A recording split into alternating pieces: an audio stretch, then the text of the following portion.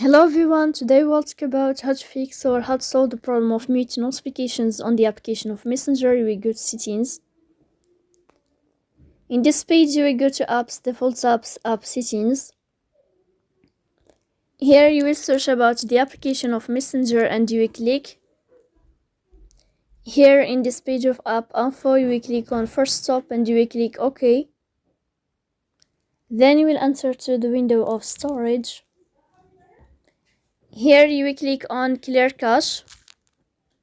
In the end, you can turn off your phone and you can restart your phone again. If it's not working with you, then you will go to Play Store.